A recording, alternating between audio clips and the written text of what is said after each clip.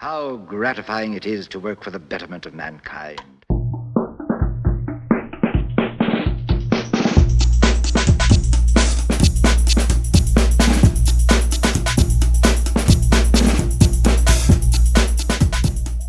Greetings, people. I come in peace. People are saying that Wilder was under par and not at the races with his fight against Joseph Parker. Well, he has been inactive for a while, but that was his choice. For some reason, Wilder believes the rules of success doesn't apply to him. Throughout the build-up, he was talking about a future fight with AJ. Overlooking Parker, he was worrying about AJ's mental state rather than focusing on his own business, his own fight. Another thing that I noticed was that he had his wife with him throughout the whole week. That's a clear no-no. No. I remember in 2006, the World Cup tournament in Germany, when England started really well until Sven-Göran Eriksson had the bright idea to allow wives and girlfriends to stay in the same spa town of Baden-Baden as the squad. What could possibly go wrong? England's chances were over from that day on. Sven should have noted that the 1966 World Cup winners barely saw their wives and girlfriends throughout the whole tournament. It's ancient wisdom to keep women away from men when going into battle. And that philosophy has been adopted by sportsmen for centuries. But in truth, it's millennia of accumulated knowledge and observations. So, why would anybody with a modicum of sense insert distractions and complications into their own camp?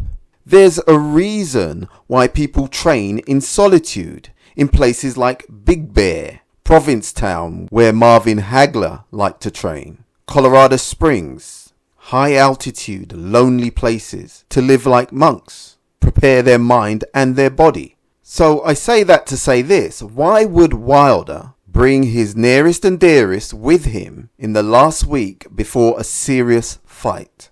I believe Gerald Miller did the same.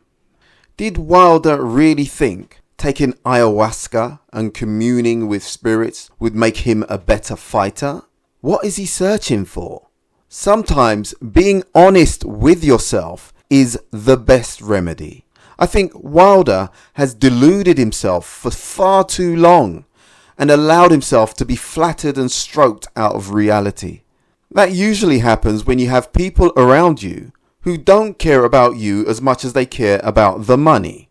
Could you imagine what Andy Ruiz would have done to him? Wilder tried to do everything he could not to get exposed, just like Fury. Two peas in a pod, conning the public, trying to avoid hard fights for the same reason. They don't really believe in themselves. We all knew that Wilder is a one-trick pony. And yes, it's a hell of a trick. But if you go in the ring with a good boxer, a top 10 boxer, with no obvious frailties, it would be easy for them to avoid the punch. I shouldn't say easy because he throws it very quick. But the likelihood would be they would be able to nullify and circumvent that punch. And as we saw last night, without that punch, Wilder is a sitting duck. Now, Fury is a better boxer, but also avoided stern tests and picked his fights cleverly. He's a shrewd man. That's why he picked Wilder, because he saw what many of us could see. Wilder is rubbish at boxing, with unstable balance, flimsy foundation, but a dangerous right hand. He is a fighter though. Really, when I think about it, there were no extenuating circumstances to excuse Wilder's performance. He was in there with a top 10 boxer and revealed his limitations, and subsequently unveiled Fury's, as he likes to point out his Wilder wins as the reason he's the best heavyweight in the world. Ridiculous. Wilder didn't win one round against Joseph Parker.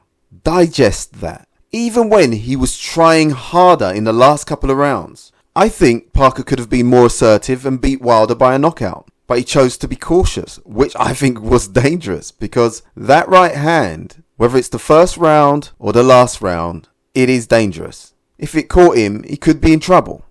Anyway, just wanted to make some points. Thanks for listening, and remember, choose life.